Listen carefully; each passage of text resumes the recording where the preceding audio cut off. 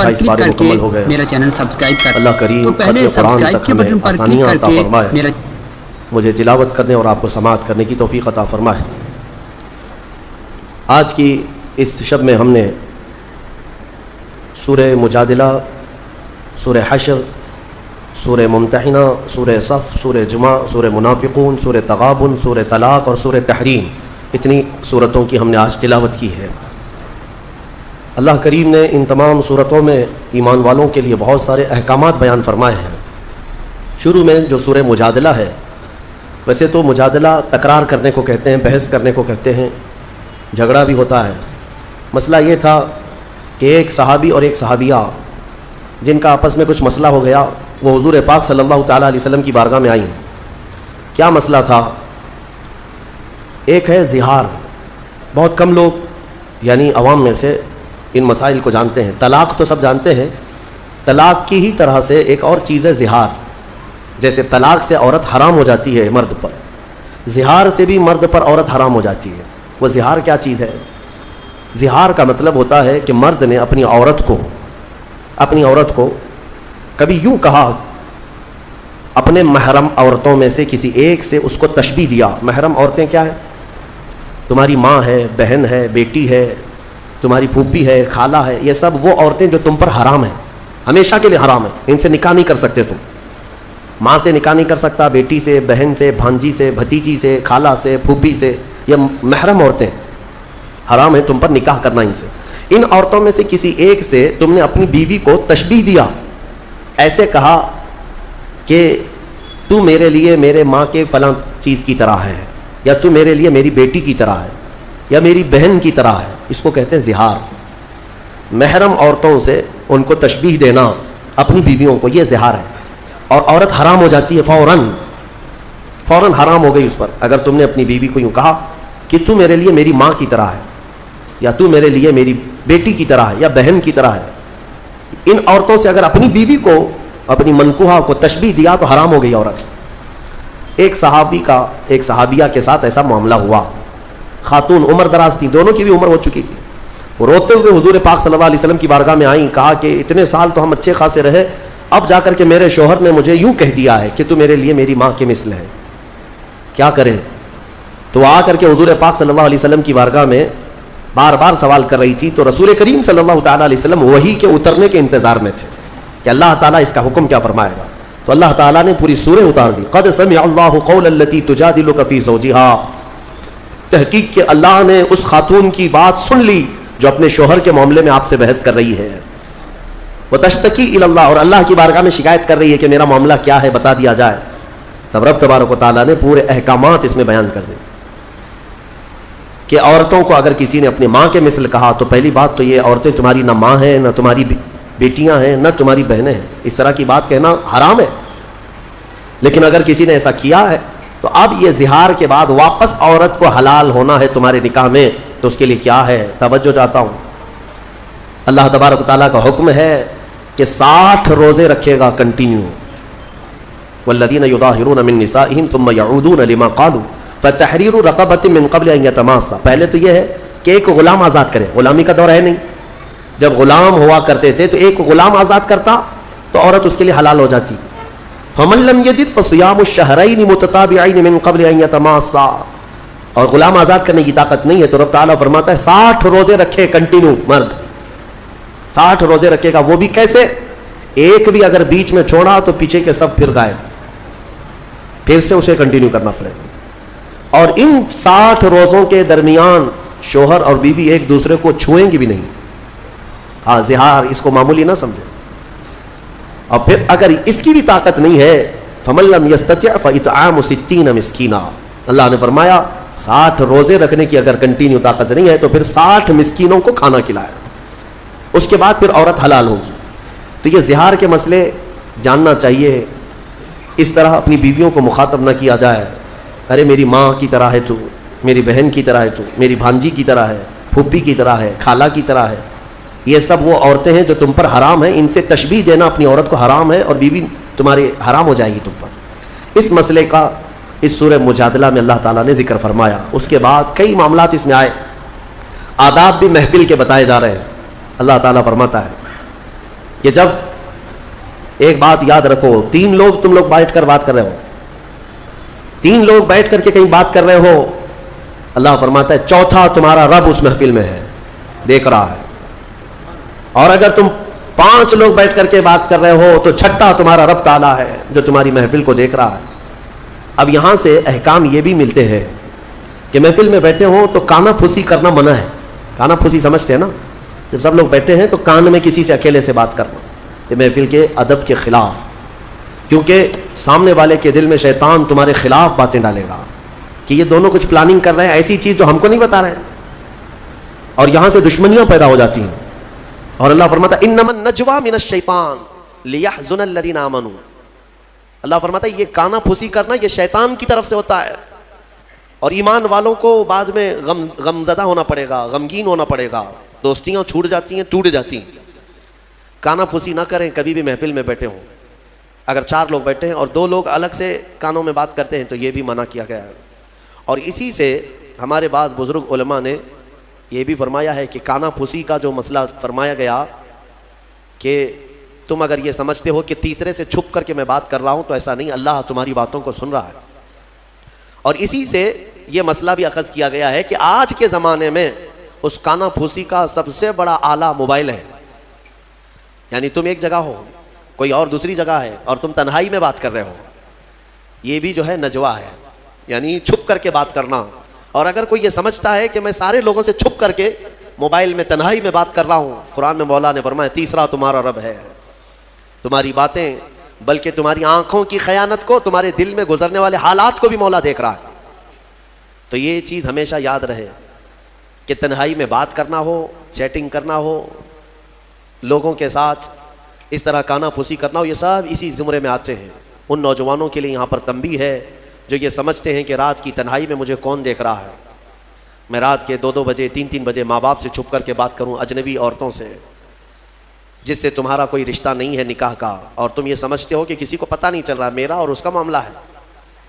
ہاں یہ کھانا پھوسی ہے، یہ ناجائز طریقے سے ایک دوسرے سے بات کرنا اشد حرام ہے. اللہ رب العزت تمہارے ان حالات کو دیکھ رہا ہے. اور پھر میرے عزیزوں کوئی اس طرح کے گناہ چھپتے نہیں، چھپتے ہیں، پھر چھپتے نہیں چھپتے ہیں.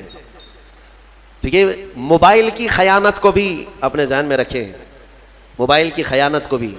ہمارے پہلے جو بزرگ ہوا کرتے تھے یہ کہا کرتے، عام لوگوں کی بات میں کر رہا ہوں، کہتے تھے نا کہ بیٹا دیوار کے بھی کان ہوتے ہیں. یہ بولا جاتا تھا دیوار کے بھی کان ہوتے ہیں. کیا مطلب ہے؟ کہ جب تم بات کرتے ہو اور تم کو ایسا لگتا ہے کہ اب کوئی نہیں سنے گا، یہ راز ہمارے 2 کے درمیان، ایسا نہیں ہوتا. یہ بات جب رب تبارک و تعالیٰ چاہے گا وہاں سے دور نکالے گا. ایسے کئی لوگوں کے معاملات خراب ہوتے ہیں. اس لیے میرے عزیزوں، شاید میں نے شروع میں ہی رمضان کے ایک واقعہ بنی اسرائیل کے شخص کا عرض کیا تھا.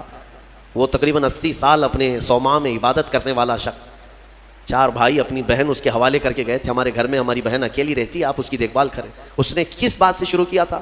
بس اپنے عبادت خانے کے باہر چوکھٹ پر آتا اور اس عورت سے تنہائی میں بات کرتا تھا. باتوں سے شروع ہوئی، خیر خیریت پوچھنا، پھر کھانا کھائے کیا، طبیعت کیسی ہے، یہ ساری چیزوں سے شروعات ہوئی. پھر یہاں تک وہ پہنچا کہ زنا کر بیٹھا اور اس خاتون کو حاملہ بھی کیا، اور چوری معلوم ہونے کے ڈر سے اس کا گلا گھونٹ کر کے مار بھی دیا اور زمین میں دفن بھی کیا. اور پھر انجام کیا ہوا؟ کوئی چیز چھپی نہیں.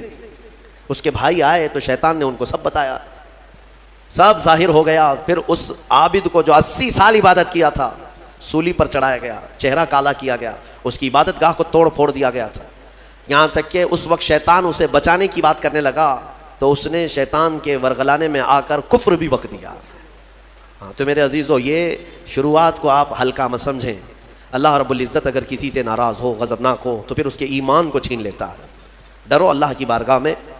یہ خفیات اور کانا پھوسی کرنا اور پلاننگ کرنا، اور خاص طور پر حرام چیزوں کے سلسلے میں کہتا ہوں آج کے زمانے میں بہت لوگ اس بلا میں مبتلا ہیں. نوجوانوں کو اگر کہا جائے تو کیا پتہ ہے، ان کو یہ بات سمجھ میں نہیں آتی.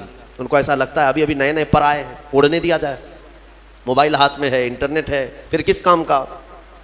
فیس بک چلا رہے ہیں، انسٹا چلا رہے ہیں. اگر اس میں اجنبی نئی لڑکیاں دوست نہ بنے تو پھر کس کے لیے چلائیں گے؟ اور ایک ایسا لوگوں کے درمیان ٹرین بنتا چلا گیا نوجوانوں میں کہ ایک لڑکے کے لیے بہت ساری اس کی فرینڈ اجنبی لڑکیاں ہوں گی تو وہ فخر کرے گا اس بات پر. میرے اتنے فرینڈس ہیں اجنبی عورتیں ہیں. تم اس زنا کے مبادیات پر فخر کر رہے ہو, نعوذ باللہ من ذالک. میرے آقا صلی اللہ علیہ وسلم نے فرمایا تھا ایک زمانہ آئے گا جب لوگ زنا ایسے کریں گے جیسے گدھے اور کتے راستے پر کیا کرتے ہیں.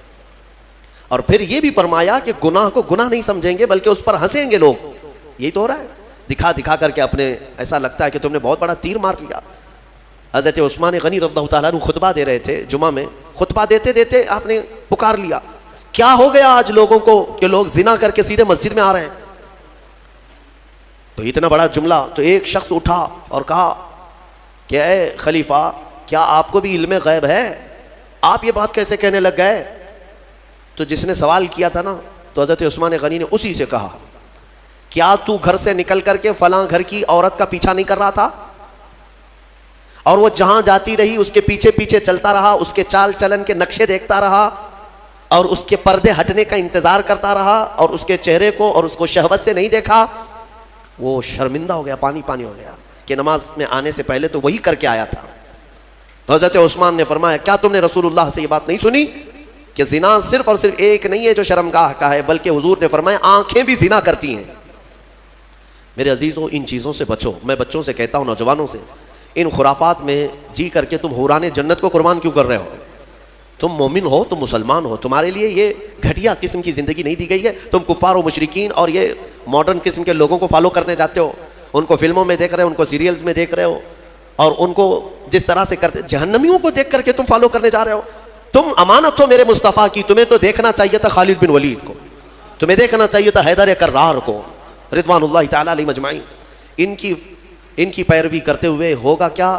آپ کو میں بارہا کہتا ہوں, آج دنیا ننگا بنا کر کے لوگوں کو کہہ رہی فیشن ہے, ننگے ہو رہے, کپڑے پھاڑ کر کے پہنو, فیشن ہے. مرد کو جو ہے بالیاں پہنا دیں, نتنی پہنا دیں, چوڑیاں بھی پہنا دیں, بچا کچھ بھی نہیں ہے, اور وہ فیشن ہے. چوٹی بھی رکھ لیا, بالیاں بھی پہن لیا, نتنی بھی پہن لیا, چوڑیاں بھی پہن لیا, اور اس کے بعد وہ فیشنیبل آدمی ہے, فیشن ہے. اور عورت کو بیب کٹ ہے, اس کے بال ہی مڈا دو, اس کی ساری چیزیں, اور اس کو بالکل پینٹ شرٹ پر لے کر آؤ کہ پتہ ہی نہ چلے کہ بابا ہے کہ بیبی ہے, پتہ نہ چلے. اور اس چیز کو تم سمجھ رہے ہو کہ یہ فیشن ہے. اور اگر کپڑے پھاڑ کر پہننا, چھوٹے کپڑے پہننا, میں بارہا اس جملے کو کہتا ہوں, عورتیں یہ سمجھتی ہیں کہ شارٹس پہننا, بہت کم کپڑے پہننا یہ فیشن کی علامت ہے. تو بھینس تو سب سے زیادہ فیشنیبل ہے, وہ تو کچھ بھی نہیں پہنتی. گائے, یہ سب تو بہت فیشنیبل ہے کہ کچھ نہیں پہنتی. اگر ننگا ہونا ہی فیشن ہے تو جانور اچھا فیشن کرتے ہیں. تم کو اندازہ بھی نہیں, یہ جانوروں کی زندگی پر تمہیں لایا جا رہا ہے, تم فیشن کہہ رہے ہو اس کو. انسان وہ ہے کہ زمین پر چلے تو شرم و حیا کا پیکر بن کر کے چلے. میرے عزیزوں, یہاں پر یہ جو نجوہ کی بات آئی اس کو میں آپ کے سامنے رکھا, اور مجلس کے آداب اللہ تعالیٰ فرماتا ہے وَإِذَا قِيلَ لَكُمْ تَفَسَّحُوا فِي الْمَجَالِسِ فَافْسَحُوا يَفْسَحِ اللَّهُ لَكُمْ. جب تم سے کہا جائے مجلس میں کسی آئے ہوئے مومن بھائی کے لیے جگہ دے دو, تو جگہ دے دیا کرو. اللہ فرما رہا ہے, کوئی بعد میں آیا محفل میں تو جگہ دینے کے لیے اگر تم سے کہا جائے تو جگہ دے دو. کیا ہوگا, اللہ تمہارے دل کو کشادہ فرمائے گا. یہ نہیں ہے کہ ادھر بھی چوڑے ہو جاؤ ادھر بھی چوڑے ہو جاؤ, آنے کی جگہ ہی نہ تھے. لیکن مومنین کی جماعت میں ہوا کرتا ہے کہ الحمدللہ ہم سمٹ کر کے بیٹھتے ہیں اور آنے والوں کو جگہ دیا کرتے ہیں. یہ میرے آقا کی محفل کے آداب تھے, صحابہ یہی کیا کرتے تھے, ہر ایک کو بیٹھنے کی جگہ مل جائے. اور آنے والے کے لیے یہ آداب سمجھ لو کہ تم لیٹ سے آئے تو سب کی گردنیں پھلان پھلان کر کے آگے آنا یہ بھی ناجائز ہے.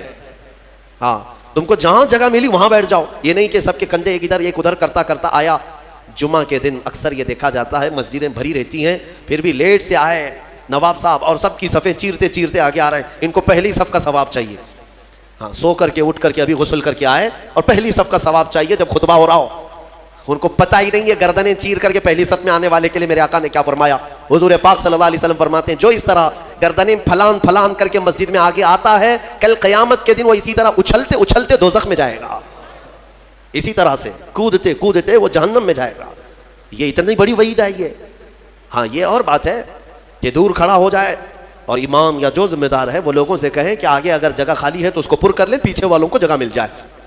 یہ امام اعلان کر سکتا ہے یا جو یہاں پر ہو, لیکن آنے والے کو پیچھے سے یہ اجازت نہیں دی گئی کہ تم سب کی گردنیں ادھر ادھر کرتے ہوئے آؤ. وہ تو غلطی اس کی ہے, اتنی دیر سے آیا کیوں. یہ مجلس کے آداب ہمیشہ ملحوظ رکھیں. کوئی بھی اس طرح سے جمعہ کی نمازوں میں گردنیں پھلان کر کے مت آؤ، بہت بڑی وعید ہے اس پر، بہت بڑی سزا کی اللہ کے نبی نے وعید سنائی ہے۔ بہرحال ہم نے سورہ حشر بھی تلاوت کی ہے، میں آج گفتگو کو سمیٹتا ہوں۔ میں سورہ حشر کے بارے میں عرض کر رہا تھا، سورہ حشر جس کی آخری آیتیں میرے رب ذوالجلال کے اسماء حسنی ہیں، هو اللہ الذی لا الہ الا هو عالم الغیب والشہادۃ هو الرحمن الرحیم، یہ جو 3 آیتیں ہیں اس کی فضیلت میں فرمایا گیا کہ جو یہ رات کو پڑھ کر کے سوئے گا اللہ اسے شہادت کی موت عطا فرمائے گا۔ ہاں، اگر اس کا انتقال اس رات کو ہو گیا تو شہیدوں میں اٹھایا جائے گا۔ یہ آیتیں یاد کر لو، سورہ حشر کی آخری آیتیں ہیں، اس کی بڑی فضیلت ہے۔ اس کے بعد میرے آقا صلی اللہ تعالیٰ علیہ وسلم کے صحابہ کے متعلق اور صحابیات کے متعلق احکامات آئے ہیں سورہ ممتحنہ میں اور سورہ صف میں۔ اللہ تعالیٰ صحابہ کی تعریف میں فرماتا ہے ان اللہ یحب الذین یقاتلون فی سبیلہ صفا کانہم بنیان مرصوص، بے شک اللہ اس جماعت سے بہت محبت کرتا ہے کہ جب وہ اللہ کی راہ میں لڑنے کے لیے صفیں لگاتے ہیں تو ایسے مضبوط کھڑے ہوتے ہیں جیسے سیسا پلائی ہوئی دیوار۔ صف کے نام سے پوری سورہ ہے، یہی صفیں ہیں۔ وہ صحابہ کی صفیں کیسی تھی جن کا ذکر قرآن میں آیا۔ ہاں میرے عزیزوں، ان کو چیر کر کے کوئی جا نہیں سکتا تھا، اتنی مضبوط صفیں ہوتی تھیں۔ آپ اندازہ کرو حضرت عمر فاروق رضی اللہ تعالیٰ عنہ کی شہادت جو ہوئی ہے نا وہ مسجد نبوی میں ہوئی۔ آپ فجر کی نماز پڑھا رہے تھے، 1 رکعت پڑھا چکے تھے، ابو لولو مجوسی یہ آیا، حضرت عمر فاروق رضی اللہ تعالیٰ عنہ سے اسے بغض اور عداوت تھی، بغض رکھتا تھا، تو اس نے ایک خنجر اپنے جبے میں چھپا کر رکھا تھا اور پہلی صف میں آ کر کھڑا تھا۔ جب حضرت عمر نماز پڑھا رہے تھے، 1 رکعت ہوئی تو پیچھے سے اس نے حملہ کیا۔ وہ خنجر اتنا سخت تھا کہ پیٹھ سے سینے کی طرف باہر ہے اور حضرت عمر مصلی پر گر گئے۔ لیکن مسجد نبوی میں صحابہ سب نماز پڑھ رہے ہیں، نہ نماز توڑے، نہ بھاگو پکڑو دوڑو، کچھ نہیں۔ حضرت عمر مصلی پر رہے، حضرت عبد الرحمن بن عوف جو پیچھے کھڑے تھے آگے بڑھ گئے اور 1 رکعت آپ نے پڑھائی، کسی نے نماز توڑی نہیں۔ وقت کا خلیفہ زخمی ہوا ہے لیکن صحابہ کی نماز ٹوٹی نہیں۔ آگے بڑھ کر کے حضرت عبد الرحمن بن عوف نے 1 رکعت اور جو بچی تھی کمپلیٹ کروائی۔ سلام پھیرنے کے بعد ارے قاتل جس نے خنجر مارا ابو لولو، سارے صحابہ نماز میں ہیں، وہ تو کب کے بھاگ جاتا، لیکن وہ پہلی صف کو بھی کراس نہیں کر سکا۔ نماز کی پوری حالت ہونے تک صحابہ کی وہ بھاگنے کی ہر ممکن کوشش کرتا رہا لیکن کسی صحابی کی صف توڑ نہیں سکا۔ وہ کیسی صف بناتے ہوں گے؟ یہ صف اتنی مضبوط کہ وہ قاتل ان صحابہ کے بیچ سے صفوں کو چیر کے جا نہیں سکا، اور اللہ نے یوں ہی نہیں فرمایا کأنہم بنیان مرصوص، وہ ایسے صف لگاتے ہیں جیسے سیسا پلائی ہوئی دیوار ہے، کوئی ان کو کراس کر کے جا نہیں سکتا تھا۔ یہاں آج ہماری حالت ایسی ہے، صفوں میں کوئی وہاں کھڑا ہے کوئی یہاں کھڑا ہے، کچھ لوگ تو یہ سوچتے ہوں گے اس کے کپڑے پہ دھول ہے، لگوں گا تو مجھے کپڑے پہ دھول نہ لگ جائے۔ میرے عزیزوں، اللہ تبارک و تعالیٰ نے یہاں مسجد میں جماعت کے لیے جو حکم فرمایا وہ اسی فرق کو مٹانے کے لیے کہ غریب اور امیر دونوں شانہ بشانہ کھڑے رہیں۔ صف میں اس بات کا ہمیشہ اہتمام کرو کہ تمہارا کندھا بازو والے کے کندھے سے لگ جائے، کندھا، یہاں تک کہ حضور پاک صلی اللہ تعالیٰ علیہ وسلم ہر نماز میں رکعت باندھنے سے پہلے حضور یہ اعلان کرتے تھے استقیموا واستووا واعتدلوا، لوگوں سیدھے ہو جاؤ، صف برابر کر لو، ٹھیک ٹھیک کھڑے ہو جاؤ، وسدوا الخلل، تھوڑی سی بھی اگر جگہ باقی ہے تو پوری کر لو، اس کے بعد اللہ اکبر کہتے تھے۔ یہ سنت ہے، سنت ہے نماز قائم کرنے سے پہلے، جماعت سے پہلے امام کا یہ اعلان کرنا کہ اپنی صفیں درست کر لو۔ حضور پاک صلی اللہ تعالیٰ علیہ وسلم کا اعلان ہوا کرتا تھا، حدیث میں موجود ہے، یہاں تک کہ ایڑی سے ایڑی برابر رکھنے کو کہا گیا ہے، یعنی ہو سکتا ہے کسی کا پنجہ لمبا ہے کسی کا چھوٹا ہے، اس کے لیے کہا گیا ہے صف لگانے کے وقت کس چیز کا خیال کرنا چاہیے، ایڑی سے ایڑی برابر، سامنے کے پنجوں کو نہ دیکھو، ایڑی کی ہڈی، تمہاری ایڑی کی ہڈی بازو والے کی ایڑی کی ہڈی کے برابر لگتی جائے، یہ الصاق ہے۔ میرے عزیزوں، اس کا اہتمام آج کہاں کرتے ہیں؟ اور حدیث میں یہ بھی ملا کہ جس نے صف کو توڑا اللہ اسے توڑ دے گا۔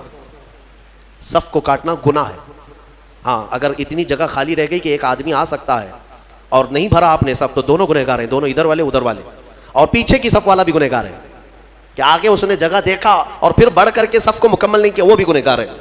اگر آگے کی صف میں جگہ خالی نظر آئی تو پیچھے والے کے لیے حکم ہے کہ وہ آگے آ جائے، صف کو پوری کرے، اور جتنی صفیں پیچھے جائیں گی سب آگے آگے آتے ہوئے وہ صفوں کو پوری کرتے جائیں۔ یہ اسلامی نظام ہے میرے عزیز۔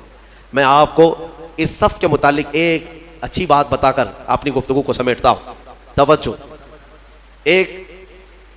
ایک بڑے اسلامی اسکالر ہیں، انہوں نے ایک مغرب زدہ شخص ہے یورپ کا یا امریکہ کا، اس سے پوچھا کہ آپ کی جو ویل ٹرینڈ فوج ہے، سولجرز ہیں، امریکہ کی ہے، دنیا کی سب سے مضبوط فوج مانی جاتی ہے، آپ کے 10,000 فوج کو اگر میدان میں جمع کرنے کی بات آئی تو کتنی دیر لگے گی آپ کو ان فوجیوں کو ترتیب میں لانے کے لیے جو ٹرینڈ ہے؟ تو اس نے کہا کہ ہم کو 10,000 فوج کو لانے کے لیے جو سب سے سپر فاسٹ کنٹری ہے اس کی بات کر رہا ہوں، انہوں نے کہا 4-5 گھنٹے لگ سکتے ہیں، 3 گھنٹے لگ سکتے ہیں، اتنی فوج 10,000 فوج کو ترتیب دینے کے لیے۔ اور پھر الگ الگ کنٹریز کی بات کی کہ یہاں کی فوج اتنی جلدی کر لے گی، وہاں کی فوج اتنی جلدی کر لے گی، لیکن گھنٹہ بھر سے پہلے تو کوئی بھی ترتیب میں نہیں آئے گی۔ تو اس اسلامی اسکالر نے کہا کہ تمہاری تربیت یافتہ فوج میدان میں صف لگانے پر آئے تو اتنے گھنٹے لگ جاتے ہیں، لیکن ہمارے ہاں بغیر تربیت یافتہ دیہاتوں کے رہنے والے بھی حرم شریف میں 1 لاکھ سے زیادہ کی تعداد میں ہیں۔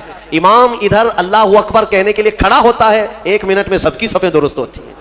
یہ اسلام کا نظام ہے، یہ اسلام کا نظام۔ مسجدوں میں کوئی صفیں لگانے کے لیے نوکر رکھے جاتے ہیں کہ ادھر آؤ، ادھر صحیح کھڑے ہو جاؤ، ادھر کھڑے ہو جاؤ، اگر یہی کیا جائے تو ظہر سے عصر ہو جائے گی، عصر سے مغرب ہو جائے گی۔ ہاں، یہاں کسی بھی مسجد میں کیا خادم رکھے جاتے ہیں صفوں کو صحیح کرانے کے لیے، سب کا چیک کر کے آؤ سیدھے کھڑے ہیں نہیں کھڑے ہیں؟ نہیں ہے۔ ہم تو اسکول میں بھی دیکھتے رہے کہ بچپن سے صفیں لگانے کے لیے 1 ہاتھ کے فاصلے پر کھڑے ہو جاؤ، اور ٹیچرز چلاتے چلاتے تھک جاتے ہیں، صفیں بنتی نہیں ہیں۔ لیکن یہ مسجدوں کا نظام ہے، یہ میرا مولا تبارک و تعالیٰ نے اسلام کو خصوصیت دی ہے کہ ہماری صفیں من جانب اللہ بن جایا کرتی ہیں، یہ اللہ تعالیٰ کی طرف سے۔ اللہ تعالیٰ ہماری صفوں کو مضبوط عطا فرمائے، ہماری صفوں میں وحدت عطا فرمائے۔ اس صف کی خصوصیت یہ ہے کہ میرے عزیزو، جب شانے سے شانہ مل گیا ہے تو اللہ سے دعا کرو کہ ہمارا دل سے دل بھی مل جائے۔ ہاں، جب شانے سے شانہ مل جاتا ہے اللہ سب کے دلوں میں بھی اتحاد عطا فرمائے۔ سورہ صف کے بعد سورہ جمعہ بھی ہم نے پڑھی ہے، سورہ منافقون بھی ہم نے تلاوت کی ہے، اور اخیر میں آج کی تفسیر کو سمیٹتے ہوئے یہ عرض کروں گا کہ اللہ تبارک و تعالیٰ کی آج ذکر کی محفل ہے۔ سورہ جمعہ میں اللہ تعالیٰ نے فرمایا وَاذْكُرُوا اللَّهَ كَثِيرًا، اللہ کا ذکر کثرت سے کرو، کثرت سے کرو۔ اے میرے عزیزو، اس ذکر نہ کرنے کی وجہ سے ہماری روحیں کمزور ہیں، ہمارے دل مرجھائے جا رہے ہیں۔ تمہیں پتہ ہے جسم کو بھوک لگتی ہے، جسم کو کھانے کی بھوک لگتی ہے، اگر کھانا نہ دو تو پھر جسم کمزور ہوتا ہے اور چکر آنے لگتے ہیں۔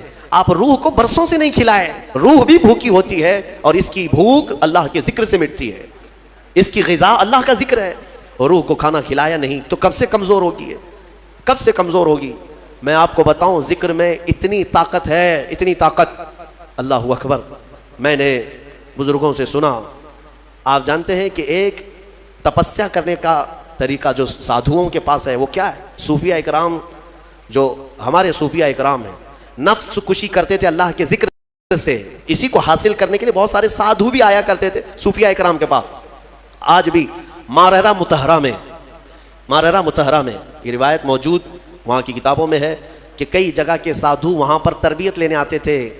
کس چیز کے لیے؟ تپسیا، آتما کی شکتی، روح کی طاقت حاصل کرنے کے لیے۔ اولیاء کاملین کے پاس حضرت شاہ حمزہ عینی رضی اللہ تعالیٰ عنہ، ماررہ مطہرہ کے بڑے بزرگ ہیں، ان کا معمول تھا یہ سانس کو روک کر کے ذکر کرتے تھے۔ یعنی صوفیہ میں ذکر کا ایک طریقہ یہ بھی ہے حبس دم، پاس انفاس جس کو کہتے ہیں، یعنی سانسوں کو بھی کنٹرول کر لیا جاتا ہے۔ سب سے زیادہ تم کس چیز کے محتاج ہو دنیا میں؟ کھانے کے، پینے کے، کس چیز کے؟ سانس کے محتاج ہو سب سے زیادہ۔ اور صوفیہ یہ کہتے ہیں کہ دنیا میں جو سب سے زیادہ ضروری چیز ہے اس سے بھی چھٹی حاصل کر لو، سوائے اللہ کے ہم کسی کے محتاج نہیں، سوائے اللہ کے ہم کسی کے محتاج نہیں۔ تو یہ ایسی اچانک نہیں آتا، اچانک نہیں آتا، تربیت کی ضرورت ہوتی ہے، برسوں اس میں مجاہدے ہوتے ہیں۔ صوفیہ اکرام، اولیاء اکرام کن کن چیزوں سے چھٹی لے لیتے پتہ ہے؟ کھانے پینے کی خواہش باقی نہیں رکھتے، ہر چیز کو چھوڑ دو، اب مجھے حاجت ہی نہیں ہے اس چیز کی، کھانے کی طبیعت ہی نہیں مانتی۔ باڈی کو جیسے آپ عادت ڈالیں گے یہ باڈی ویسے ایکسیپٹ کرے گی، تربیت کرنے کی ضرورت ہے۔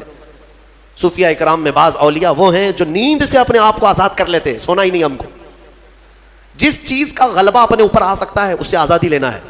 میرے عزیزوں، یہاں تو ایسا ہے کہ نشے سے آزادی نہیں کر پا رہے ہیں، اور وہ صوفیہ روز مرہ کی حلال چیزوں سے بھی اپنے آپ کو آزاد کر لیتے تھے، کسی چیز کو اپنے اوپر حاوی ہونے نہیں دیتے۔ میں اللہ کا بندہ ہوں، صرف اس کا محتاج ہوں، باقی کسی چیز کا نہیں۔ میں آپ کو ایک بتاتا ہوں، حضرت شاہ مینا رحمۃ اللہ علیہ لکھنؤ کے بڑے بزرگ ہیں، آج بھی لکھنؤ میں ان کا مزار پاک ہے۔ جب یہ مجاہدہ کرتے تھے نیند کو ختم کرنے کے لیے، جانتے ہیں ایک اونچی دیوار پر، اتنی چھوٹی سی دیوار ہے، دیوار پر چڑھ کر کے نماز پڑھتے تھے رات کے وقت۔ دیوار پر چڑھ کر کے عبادت کرنے کی کیا ضرورت ہے؟ وہ اتنی اونچی دیوار تھی, رکوع کرتے, سجدہ کرتے اور لمبا قیام. اور لوگ ان سے کہتے کہ حضور یہاں عبادت کریں, وہاں کیوں؟ کہتے کہ عبادت کے درمیان اگر اونگ آئے, جھپکی آئے, تو پھر میں اپنے جسم کو سزا دینا چاہتا ہوں کہ وہ دیوار سے نیچے گر جائے. جو اللہ کی عبادت میں غفلت کرے گا اس جسم کی سزا یہی ہے کہ وہ دیوار سے نیچے گر جائے. حضرت ابو بکر شبلی ایک مرتبہ ذکر کی مجلس میں رات کے وقت بیٹھے, آنکھوں میں غنودگی آئی, یعنی تھوڑی جھپکی آئی. یہاں تو پورا کئی لوگوں کی نماز ہی نیند میں ہو جاتی ہے. ہاں, جمعہ کا خطبہ تو اکثر نیند میں جاتا ہے, بعد میں پتہ چلتا ہے جب جماعت کے لیے امام کھڑے ہو رہے ہوتے ہیں, پورا خطبہ پتہ ہی نہیں. کچھ لوگ تقریر خواب میں سنتے رہتے ہیں اور خطبہ چوتھے آسمان پر پہنچے ہوتے ہیں. میرے عزیز ہو, حضرت ابو بکر شبلی کو ایک بار صرف جھپکی آئی تھی. اس کی وجہ سے انہوں نے کیا کیا جانتے ہیں؟ روز رات کو پھر جب ذکر کی مجلس میں بیٹھتے تھے تو آنکھوں میں نمک کا سرما لگاتے تھے. نمک میں سلائی پھیر کر کے اپنی آنکھوں میں لگا لیتے تھے, جس کی وجہ سے نمک لگا سکو گے آنکھوں میں, نمک کا پاؤڈر لگا سکو گے, جس کی وجہ سے ان کی آنکھوں میں خون آ جاتا تھا. لوگ کہتے ہیں آپ کے مریدین کے حضور کیوں آنکھوں کو اتنا تکلیف دیتے؟ فرماتے ہیں ان آنکھوں کی سزا ہی یہی ہے جو اللہ کے ذکر سے غافل ہوئی تھی. ایک بار جو جھپکی آئی, یہ حاضر کیوں نہیں تھی مجلس میں؟ میرے عزیزو, یہ ذکر کے آداب جو ہے صوفیاء اکرام سے سیکھنے کی ضرورت ہے. کبھی کبھار آپ یہ ذکر کی مجلسیں قائم کرو اور پھر دیکھو تمہاری زندگی میں انقلاب نہ آئے تو پھر مجھ سے کہنا. دنیا پھیکی لگنے لگ جائے گی. میں محسوس کیا ہے جن نوجوانوں کو ہم نے ذکر کی عادت ڈالی, وہ رات کے 12 بجے بھی اپنی ساری مصروفیات چھوڑ کر, نیند وغیرہ چھوڑ کر, ممبئی جیسے شہر میں رات کے 12 کے بعد ذکر کی مجلس میں آتے تھے تو 400 سے 500 کی تعداد میں وہ پورے جمع ہو جاتے. ان کو کون سی چیز کھینچ لاتی؟ کیا ہم نان کھٹائی دے رہے ہوتے, پیسے دے رہے ہوتے؟ نہیں. جس کو ذکر کی لذت ملتی ہے وہ کھانے سے زیادہ بھوکا ذکر کا ہو جاتا ہے, اسے بھوک لگنے لگتی ہے. عادت ڈال کر کے تو دیکھو اس ذکر کی مجلس کو. میں رہوں نہ رہوں, آپ وقتاً فوقتاً اپنے گھر میں بھی ہفتے میں ایک مرتبہ 10 منٹ کے لیے صحیح اپنی آنکھیں بند کرو اور ذکر کرو, اور مولا کے کریم کی بارگاہ میں اپنے آپ کو سپرد کرو کہ مولا میں دنیا سے بھاگ کر تیرے دربار میں آیا ہوں, تو اپنی پناہ میں مجھے رکھ اور میرے حوالے مجھے 1 منٹ کے لیے بھی مت فرما, میرے نفس کے حوالے مجھے مت فرما. یہ دعا کرو, اللہ تعالیٰ تمہارے دلوں کو قویت عطا فرمائے گا. الا بذکر اللہ تطمئن القلوب, قرآن کی آیت ہے. مولا فرماتا ہے آگاہ ہو جاؤ, اللہ کے ذکر سے دلوں کو قرار ملتا ہے, دلوں کو سکون ملتا ہے. آپ کو میں یہ بات بھی بتاؤں, ایک عالم دین ہے, وہ کہتے ہیں امریکہ کی کسی ایک لیبوریٹری میں ایک ڈاکٹر صاحب نے ان کو, جو کارڈیالوجسٹ تھے, بڑے دل کے امراض کے ماہر, تو انہوں نے لیب میں لے جا کر کے اس مولانا صاحب کو کہا کہ میں آپ کو سناتا ہوں, شاید وہ ریڈیالوجی ہے جس میں جسم کے اندر کے آوازیں بھی سنی جا سکتی ہیں. وہاں پر مشین جو ہے تمہاری پھڑکنے والی نسوں کی آواز بھی آتی ہے اندر, اور دل کے دھڑکنے کی بھی آواز, تمہارے سانس لینے کی بھی آواز کیسی ہے وہ پتہ چلتی ہے. وہ مشینیں ان کے پاس موجود ہیں. تو وہ ڈاکٹر صاحب جو دکھانے کے لیے گئے تھے, مولانا صاحب سے کہنے لگے کہ ہماری مشینیں جو آواز سناتی ہیں ہر ایک کی ہم نے ورڈز بنائے ہیں, دل کیا کہتا ہے, یعنی سانس لیتے ہیں تب کیسی آواز آتی ہے, ہر ایک کی ایک ورڈز ہوں گے نا, ورڈز ہوں گے. کوے کی زبان سے آواز نکلتی, الفاظ نہیں ہوتے, لیکن آپ سے پوچھیں گے تو آواز کیسی ہوتی ہے تو آپ کہیں گے کائیں کائیں کرتا ہے. ہاں, آپ چیں چیں کیوں نہیں کرتے؟ کوے کی آواز کو کائیں کائیں, مشابہت کی اس سے ملتی جلتی آواز آپ نکال کے بتائیں گے. تو وہ ڈاکٹر صاحب کہنے لگے ہماری مشینوں پر جو دل کے دھڑکنے کی آواز آتی ہے اس کو ہم نے جو ورڈز دیے ہیں وہ دل کرتا ہے لب لب لب لب لب لب. انہوں نے یہ ورڈز دیے. وہ مولوی صاحب نے فرمایا کہ میاں آپ نے آواز تو سنی لیکن حقیقت تک نہیں پہنچے. حقیقت میں دل کی جو آواز ہے وہ رب رب رب رب کہتی ہے. یہ جو دھڑکن کی آواز ہے میرے عزیزو, ہمارے دل کو بھی حاجت ہے میرے مولا کی. اس کو جب ذکر کی عادت ڈالو گے ایک وقت ایسا آئے گا, میں آپ کو بتاؤں, سرکار مفتی اعظم ہند شہزادہ اعلیٰ حضرت, ہاں آپ کی عمر 90 سال کے قریب ہو گئی اور ان کو دیکھی ہوئی آنکھیں آج بھی زندہ ہیں. ان کے مریدین ہیں ابھی بھی موجود ہیں, وہ بوڑھے ہو چکے لیکن ان کی زندگی ایسی پاکیزہ گزری ہے. تقویٰ و طہارت کے وہ امام تھے مفتی اعظم ہند.